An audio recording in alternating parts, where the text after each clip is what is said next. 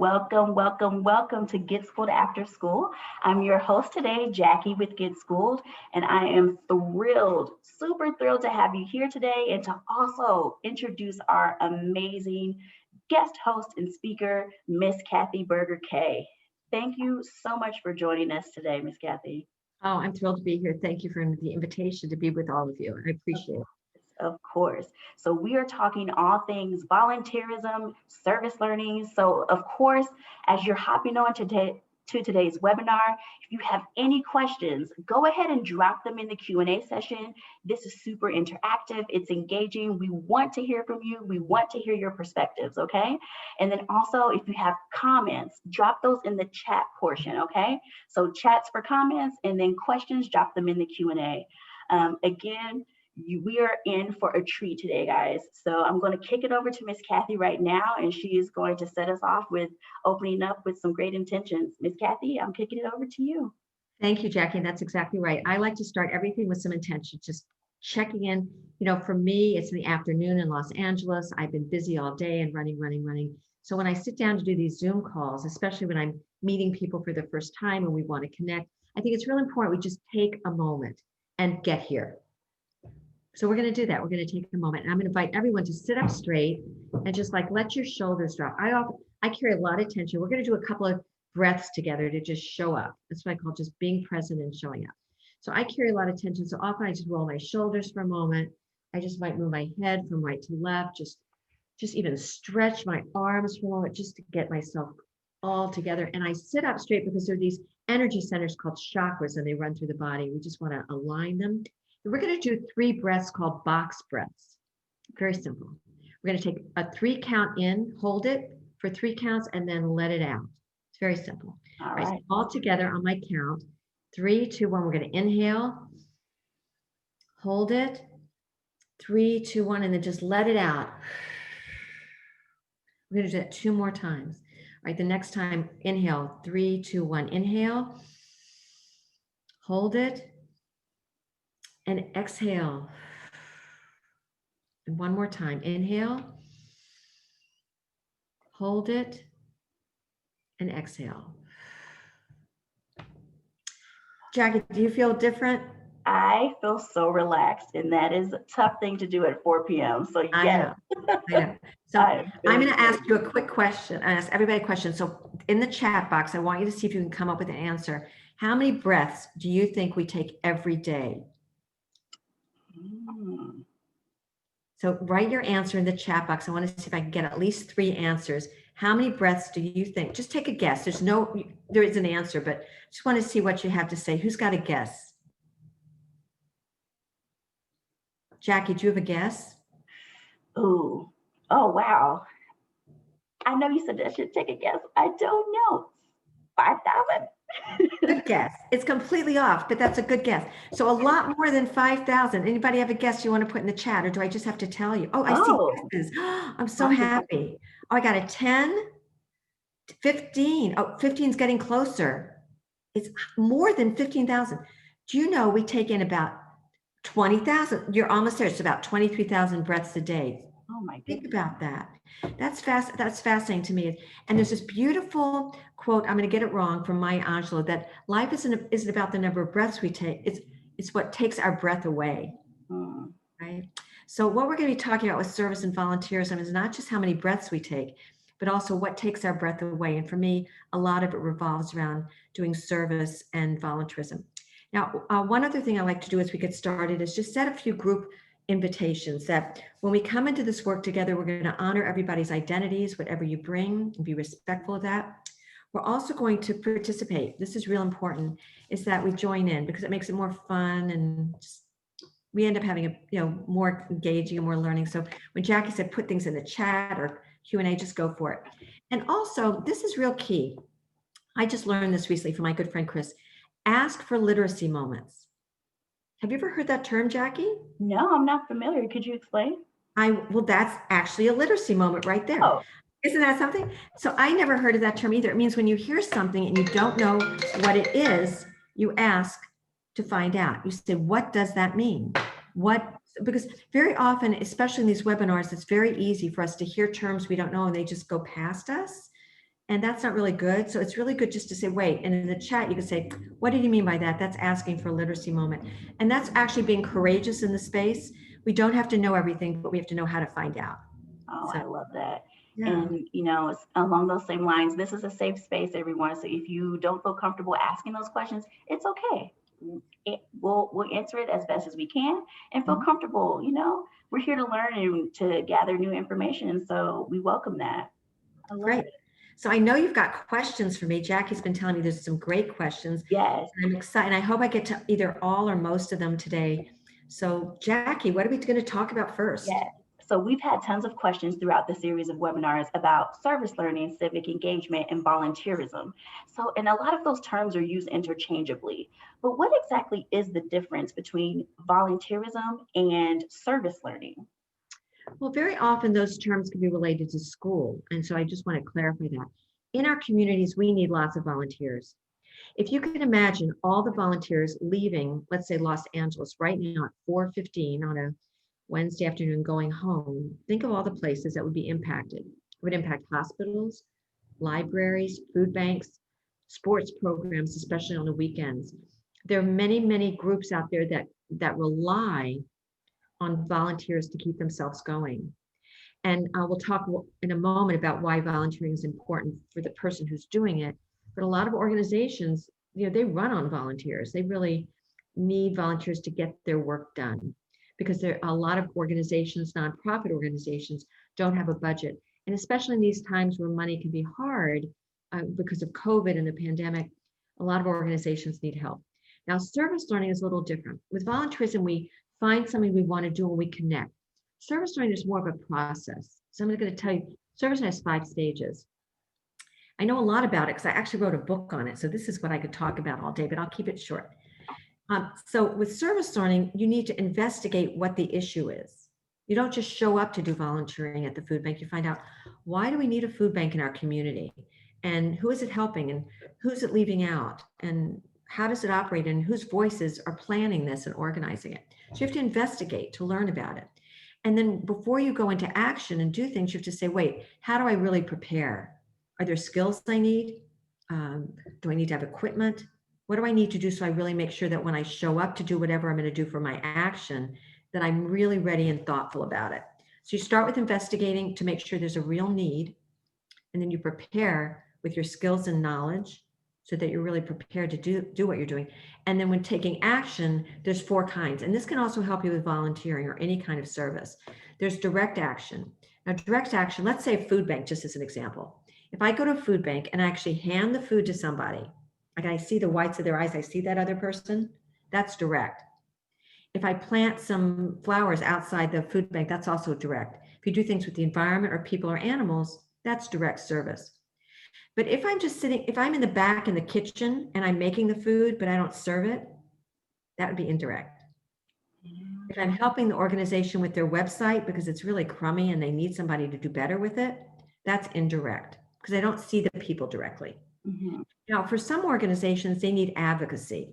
So for example, a food bank may say, we get terrible food here. We're not getting what we need.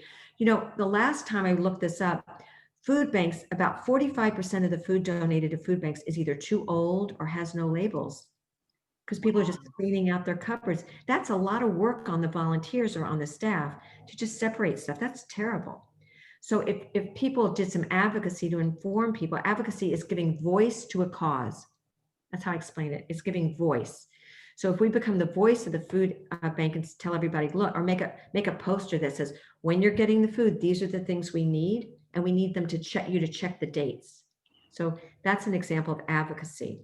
Also doing flash mobs to teach people. I love flash mobs. I don't know if you can do them, but I've always wanted to be in a flash mob. I've never been one. And then also doing research. Some people love digging in for more information. They just love doing research. So the food bank may need more information about who's using their services and how are children impacted. So some people do research and give it to the agency. So those are 4 kinds of doing service. So we have we have investigation, preparation leading to action. Along the way, we reflect, which means we pause, we think about it, we see how we're doing, what impact it's having on us or the organization. And then after we've done with our service learning, we tell the story, not only what we did, but what we learned and how we learned it. So it's a really good framework to know about. It's a really good framework to know because it actually helps with all kinds of problem solving. So it's a really good framework. Now, community service is another term. I used to use that term a lot in the 80s when I was doing programs. And it's a fine term, but it got messed up. It got ruined. Oh, It did. Do you know if somebody gets in the court system or in probation, they often have to do what? community service. So a lot of people think community service has to do with punishment. You did something wrong, you got to do community service. Mhm. Or they think it's with schools, sometimes you have hours to do, and that becomes something that's a burden rather than something you choose to do. There's nothing really wrong with the term, it's how it's interpreted. So for me, I do a lot with volunteerism, service, and service learning, depending on the situation, and all of them are valid and all are ways that you can take part in your community. Wow, that's fantastic. And it looks like we have a question. I know it's a slight pivot, but an attendee wants to know, I have no idea where to find places to volunteer. So how would one go about trying to figure out where they should volunteer? That's a really good question, but I'm going to back up just a moment before I answer it, because before you find a place to volunteer, you've got to find out what you care about. What kind of volunteering do you want to do? Are you someone who really loves being around older people? I mean, because older people often need company or somebody to read to them, even virtually, or to just spend time with them. Are you someone who loves animals, like you just love animals, or you're more concerned about the environment or about politics and what's going on in our world in that respect? Are you more interested in food justice in the community? What is the issue you care about?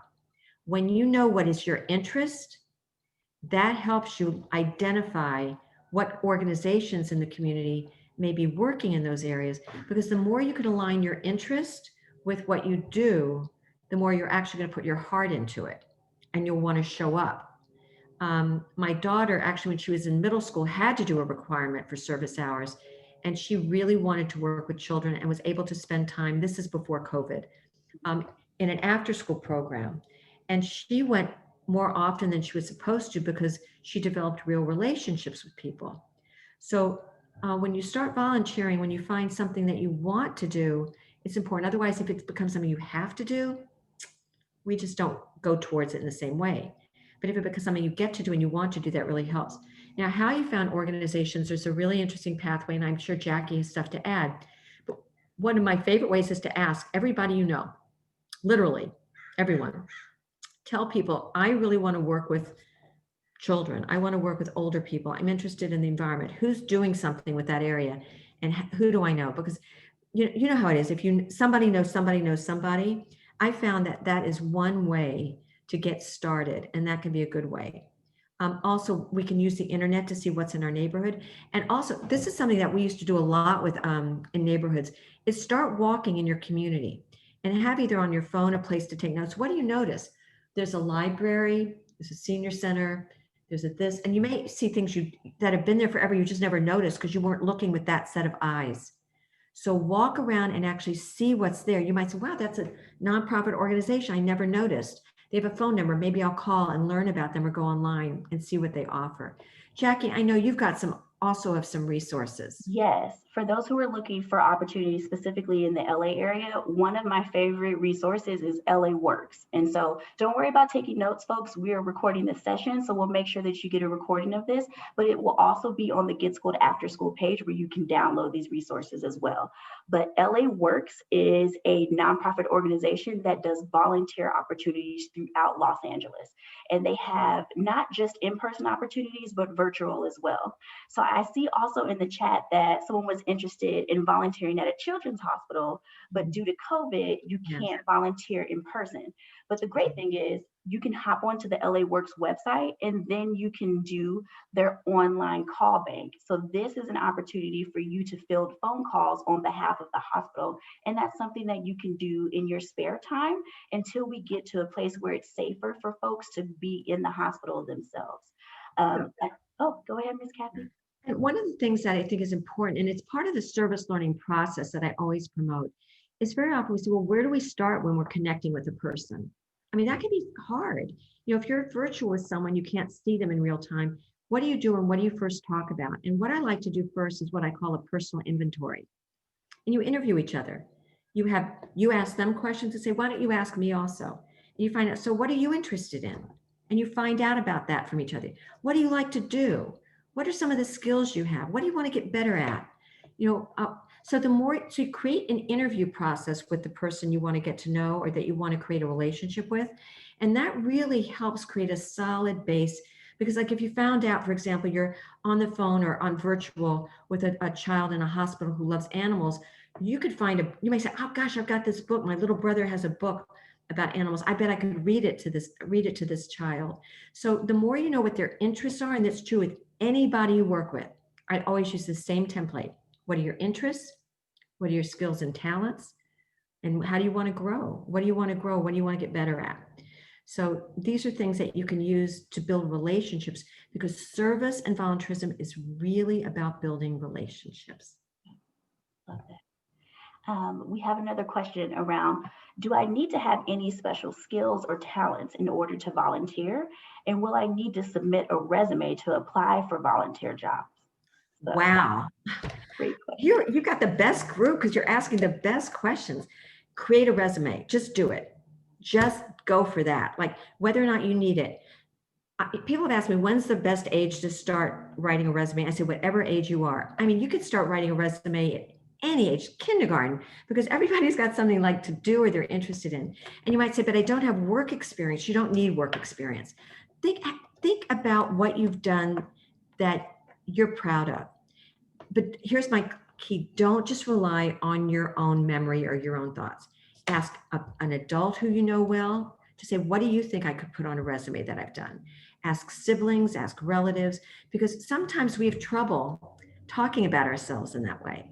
But when we have someone else saying, remember that time, you really helped in our neighborhood with this, you will get reminded of things that matter that you might have done with a faith-based group, or you did at school, or something you wrote, something. It doesn't have to all be work related. It could be just the story of you. And what I love about resumes now is they don't always have to look formal. It can be a piece of art. This is my resume. This is who I am. Make it reflective of who you are. I've seen people build a box resume that you open doors to find out who the person is. I mean, a resume can be a list. It can be all kinds of things. So look online, find different ones, but also you can make a mind map, just a visual. So create a resume. It will help. And then you'll be able to add to it through the work you do as a volunteer or in any kind of service work. But yeah, I think resumes are great to have. And in terms of what kind of skills you need, number one is curiosity. Number two, and this is my top other one, the ability to ask questions. Whenever you're interviewing to find about a volunteer position, have your list of questions, just like you did here. What are things you want to know about them? And this is true in any interview, including for a job. Don't let it just be about them asking you. You be prepared to ask them. They'll be impressed, because it always should be a two-way street. And when people see you're curious, you're willing to jump in and try things, this is what really matters. Love it. So the next question is, can you get scholarships from volunteering? If you don't mind, I would love to fill this one. And the answer is yes. And so one of the main ways to do that is by joining a national service program. So I don't know if anyone's familiar with AmeriCorps, but it is our domestic version of the Peace Corps. And with AmeriCorps, you sign up. It could be as short as 3 months and up to 1 year, where you were in the community working on a community service project. During that time, you're getting professional development, you're growing new skills that you can add to your resume. But the great thing is they give you a monthly stipend, and the price, the monthly stipend will vary depending on the city that you're living in and if you're doing a part-time or a full-time program.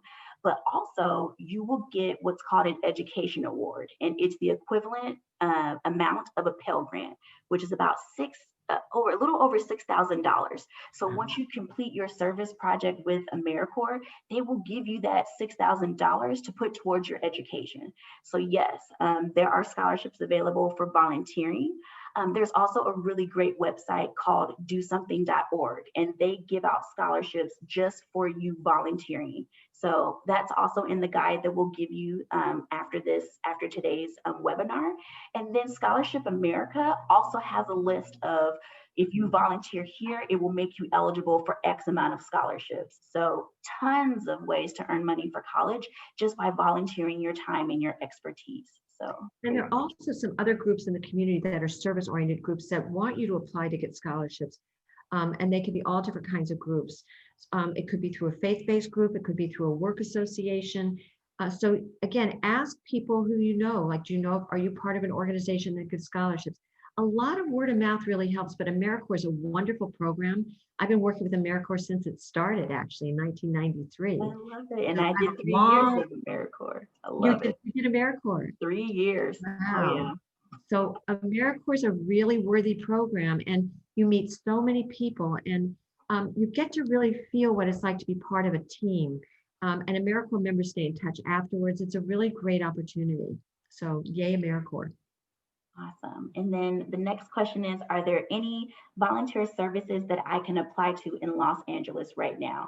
So really great question. Definitely go to LA Works. If you are interested in government at all, your local mayor's office also has youth councils that you can volunteer for. So that's a really great way to tap into some volunteer work locally. There's also a really great website called volunteermatch.org. So you can go to the website, tap on all the things that you're interested in. So if you're interested in working with animals, if you're interested in working with children, or if you're like, I actually don't want to work with people, but I'm really good with like technology and I want to do this from the comfort of my couch, you can go to volunteermatch.org and then find the service projects that you're most interested in and apply directly. And then to answer a follow-up question, can you get a scholarship for for volunteering? Again, yes, you can. It just depends on the program that you are interested in working with. And then requirements to volunteer, that will vary by the volunteer program itself. So some will say like, hey, you must be X amount years old, you must be able to drive. But again, all of that will be listed out on each of the platforms when you're looking for volunteer opportunities. But you also don't have to go through a volunteer platform to create your service project. If it's something that you want to do on your own, similar to what Miss Cathy mentioned earlier, what are you passionate about? What issue are you wanting to solve in the world? And then you can go out and do it. So great question. Yeah, these are great questions. And one of the things you want to think about is when you make a commitment, what that really means. So you should really think about when you volunteer, are you really going to show up? You know, are you going to do the work? Are you going to follow up? And these are things you have to really consider and make sure that if you're going to take on these kind of responsibilities, that you really put that on a calendar. And I would really recommend, if you don't have one, get a calendar and keep one, because this is really, really important, because you need to schedule yourself to do and follow up as you say you're going to be doing. Because sometimes, and also to be able to, again, ask the questions. And the main thing I mentioned before about asking questions is when you do have volunteer work, make sure they give you the opportunity to learn about the organization, and they help you understand what your tasks are and what your role is. These are very important. And some organizations are better at telling you those things than others, because they're sometimes overstressed or overstretched with what they have to do. So you're going to need to step up and be kind of a self-champion, self-advocate, and be able to say, wait, I didn't understand all that, or I think I need better skills on how to do this so I can follow up. So be sure to, self-advocate for what you need so that you can do a really good job. They'll be rooting for you. They'll want you to do a good job. So they'll be on your team.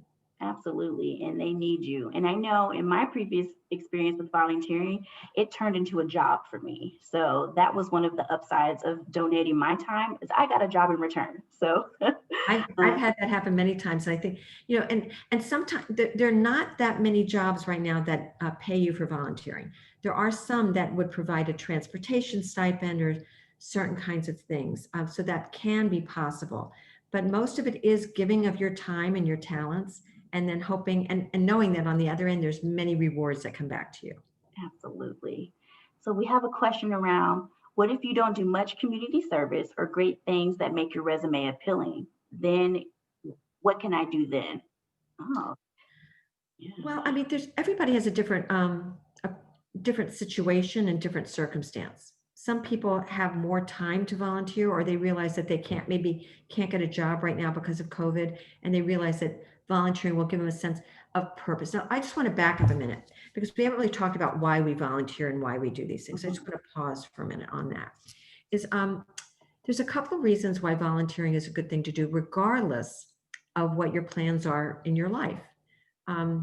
So for me, I find when I'm doing some volunteer work, it adds to my sense of personal purpose or reason to get out of bed in the morning. It's real basic. Mhm. I have something to look forward to that I know connects me with other people and that has something that is important and that I can contribute to. So this is part of what helps us have a more satisfying life and even a good day. There's also research about happiness. Anybody, do you like happiness, I Jack? do. You I'm like, all about happiness and yeah, positive psychology, so would there you love to go. hear more. Right. So there's an article that was just, this has been out for a long time, but in terms of positive psychology, people say that happiness, they get it wrong with it. They think happiness is just getting what you need and getting from me, me, me. That is not what happiness is. That's not what it is. People have greater quotients or experience of feelings of happiness when they actually do for others. So if you do for others, it will actually make you a happier person. And if you use your interests and skills to do it, that actually makes you happier still. Happiness is not something that we glue to. It doesn't stick with us. It's fleeting moments, but we will increase our levels of joy and personal satisfaction by this act of volunteering. And then along the way, you meet amazing people. You learn things you would not learn in any other context. It prepares you for the world of work, and it prepares you to be a good neighbor. Oh, I love And that. I want to have good neighbors. You know, I live in LA, and when the big earthquake happened years ago, it was my neighbor across the street who has a big booming voice who stepped out of his house and says, "Who needs help?" And I mean, that's what I want. I want neighbors like that. And I think when we get in the volunteer spirit of doing service and caring and getting engaged with our community, we become better neighbors. We look out for each other, and we build a better civic society. So, for example, there's an election going on. I'm sure everybody knows that. And we want people who care about causes and issues so that we learn about the issues that matter to us and say who represents our issue best to our satisfaction. If we don't have those life experiences, we may not care as much about politics and who's in office. And these are very important in terms of building a civic life and being a civic citizen in our country, in our neighborhoods, and in our world. Absolutely. So the next question is there anything that I can volunteer for that involves social justice? Oh, I hope so. There better be. There are things. So I'll give you an example. Um, I was doing some work. I do a lot of work in distance here virtually in New York City. And we wanted to connect with the immigrant population. And one part of the volunteer work we came up with was spending time learning about what are the issues in that community and then connecting with an organization that's being helpful to immigrants in the times of the pandemic. And for me, what's going on with immigrants right now is a social justice issue. Yeah. So just like anything else, you need to say which social justice issues are issues. Very often there's an intersection. We all know that even though we may talk about them separately, there's something called intersectionality that shows how they all connect in a very real way. But we can say, well, out of those issues, I most care about an issue of Black Lives Matter, for example. And I'd like to find out what's going on in an organization that represents them and how I might be able to help and advocate a cause that they're working on. Or I might care more about animal rights, or I might care more about, I mean, there's just so many. So yes, service learning is really, for me, about advocating for social justice and making the world a better place. And justice, inclusion, diversity, and equity are all woven into that. Wonderful. And then we do have some direct links to resources on how you can get involved in some social justice initiatives. So again, we'll have that for you as well. We are just, Yeah. Go ahead, Miss Cathy. I'm like, For example, one group in LA that some of you may know about is the Tree People. They're an environmental group, but they also do a lot with environmental justice and what's going on with in different communities that are have less access to resources. They've always been that way. So sometimes you can take something like environment and say, what's the social justice overlay on it? So having that mindset will be very helpful for you. perfect. And we have just enough time for one more question before we close out today's session. And again, if we don't get to your question, no worries. Just text us at 335577. We will follow up with you, and we will follow up with you via email to make sure that your question is answered. But where is it? All right. Can volunteering become a paying job? And the answer is yes. Yes. Absolutely. So yes, for sure. I mean, I remember for me, one time a group needed help and they said, but we don't have money to pay you. I said, I just want to do the work. I just really cared about, there was an environmental group that worked with youth. I said, I just want to be part of what you're doing because I think it's really important.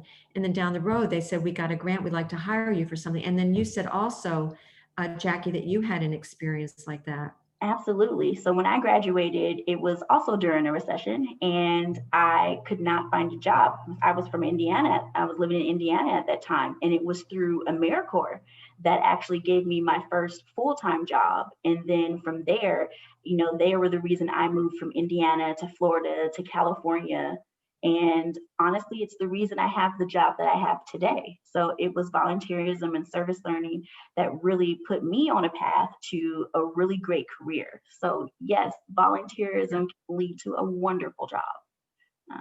And so does internships. I just want to mention that internships can also be seen as a type of volunteering. It's a little different.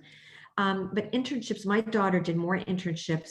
I think she set a record. She loved it. It was her way of learning, and that really shaped her and gave her her career. Because when we work in different work environments, so volunteering can almost be seen like you can turn it into type of internships.